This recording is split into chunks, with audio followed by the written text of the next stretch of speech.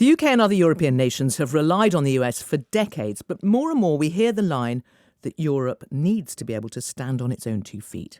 How easy would that be in defence, in energy, in technology?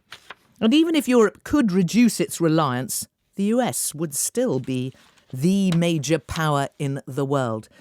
And Evan, how do you look at this question as to whether Europe can go it alone? Well, I would start with defence, because it's the end of NATO, which has been talked about this week, and everyone thinking, I wonder whether Europe could defend itself against Russia, Western Europe and its Eastern Central European allies. Could they collectively, let's call it EU plus UK, could they collectively defend themselves against Russia without the US there? And you know what, Sarah? The amazing thing is a lot of defence analysts, just thinking about this discussion, I was sort of perusing the web. A lot of work has been done on this. A lot has been written over the last year on this, as everyone's been asking this same question. And on the surface, you would say Western Europe should be able to beat Russia. I mean, hands down. I mean, let's just go through some of the sort of obvious things. If you take the sort of EU plus UK economy, it's about 5 to 10 times the size of the Russian economy, right? Depending on how you measure it. They've got 3.5 times the Russian population. So even though Russia maybe is spending 6, 7, 8% of GDP, national income, on defence, our economy is so much bigger. We surely should be able, even at 3% of GDP, be able to comfortably beat the Russians. So I think you start... But I think first, so there are a number of really, really big buts. One is I don't think people feel West Europe is ready for that, and being able to muster and organise all of that against the Russians would take time. And as I peruse different reports on this from different think tanks, reports conducted in the last year, I think the first thing you get is a sense, Europe, you are going to have to spend more on defence if the Americans aren't there. I mean, it's not going to happen on 2% of GDP, which is more or less what we arrived at last year, a little bit more. And you look at European countries, UK prime among them, saying, yes, we're going to spend more on defence, 3.5% of GDP by middle of next decade. But no conversation has yet been had about where the money is coming from. That is not currently budgeted for. It remains an ambition, but it's not budgeted for. So that is an absolutely huge thing. And beyond 3.5%, we should say the ambition is 5% ultimately. Yeah, it's 5%. It's 5%. 1.5% of which is kind of security, broadly defined, slightly more broadly defined. Yeah. Okay. Now, the fact that you do your googling, because this is something I've been constantly wondering. You do your googling, you come across all these think tank reports.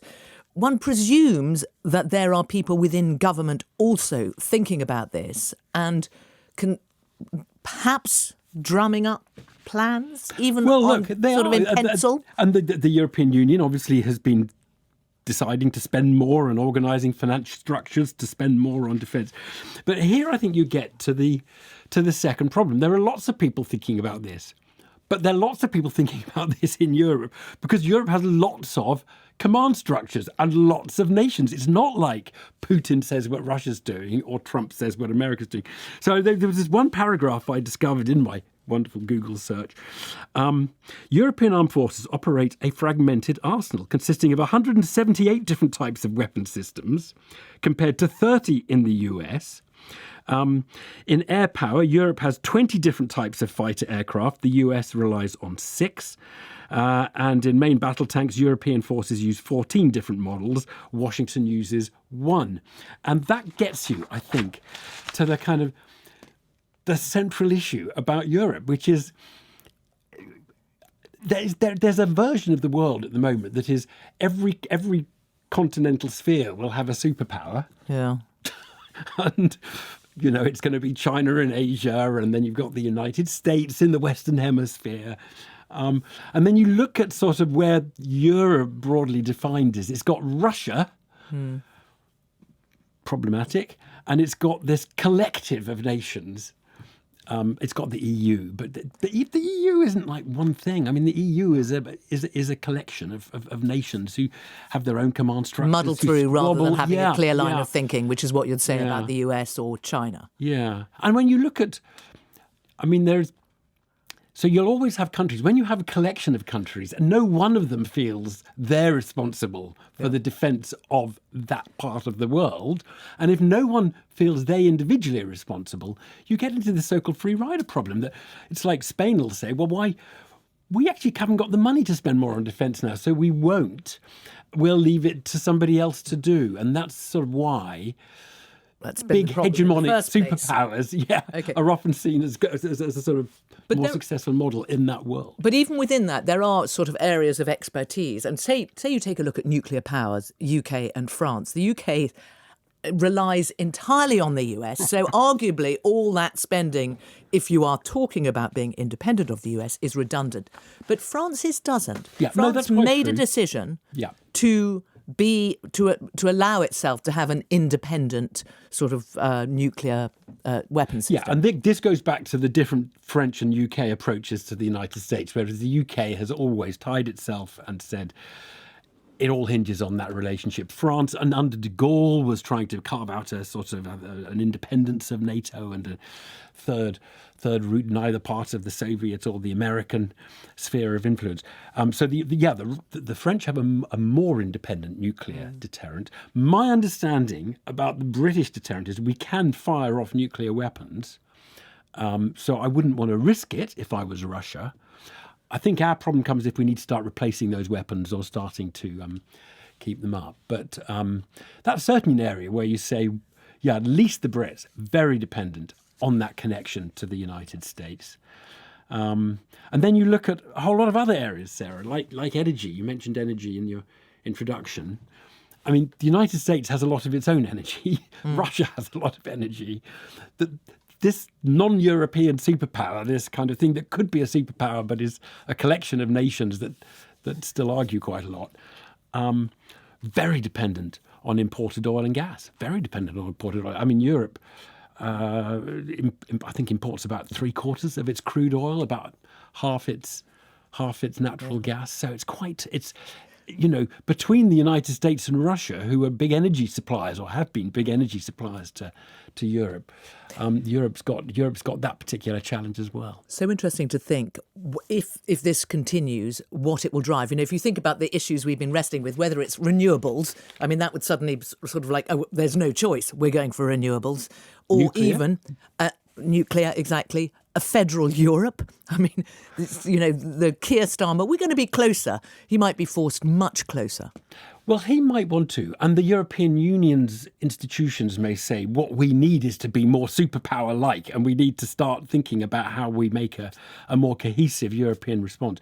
But you have to remember it can take a long time out of multiple nations to create something that truly acts like one nation, because the French, unless there's a war, then things happen very quickly. You might get a lot more action in the heat of a crisis, but you can't conjure up a unified mindset if there isn't a unified mindset. And I mean, it may well be that external threats and changing geopolitics from the United States will lead to a different mindset. But in a way, it would be easier for Europe if there was one dominant power, and it would probably be the Germans in Europe's case, wouldn't it, who said, I'll tell you what, we're like the mini US in Europe, and we're going to organise this and we're going to run it. We'll be the European police service. But as soon as you even say that, you hear how unattractive it is to the French and others who'll say, no, we're not going to recognise German leadership. We're all equal. Yeah, it all depends how bad it gets. But then that idea of smaller nations versus bigger ones, because we have got used to a world where there is really, the US is the hegemony. I mean, I know it's going to be increasingly... But it's the major power, and that's been seen as quite a good thing for Europe. There's been this thread of theory in international relations called hegemonic stability theory, which sort of says the world works best if you have a big nation in charge, because all these kind of little problems about you squabble all the time so nothing ever gets decided, or nations individually decide to free ride on what other nations are doing in maintaining global order. All of those problems are resolved because everybody has to defer to the big power. Now, the big power gets more power, but it also gets more responsibility because it has to feel the kind of global policing role. But there is a school of thought that says the world works better in that kind of world. Surely only if. Exactly. So firstly, if you have multiple hegemonies trying to be global policemen, then you get into the fight of the big powers, which is a nightmare. And also there's another nightmare, which is if you say, look, let's have a big superpower who are going to kind of be in charge of the world, call it the United States. If we're going to make them in charge, what happens if they go rogue and they start behaving badly because we've got no one to police the world's police? And that's another horrible situation. Aren't we also entering a new era in terms of how you define power? Because there have already been a rash of new states who could be considered nuclear powers. And arguably, with what we have seen in recent years, that's only going to be driven in one direction. There will be more and more states. I mean, like, why would North Korea give up it, not go for nuclear power? Would Japan not think it would be useful to have its own nuclear deterrent? If it may not want to be relying on the US deterrent, may feel potential threats from you end up with a very Cold War. And you end up with, But then you potentially end up with a sphere of influence world where you have big chunks of the world with their own mini superpowers, or you potentially end up with the world where there is no hegemonic power and maybe no stability because you've got a lot of nations, all of whom are carrying very dangerous weapons, and no one can trust and no one quite knows who's in charge.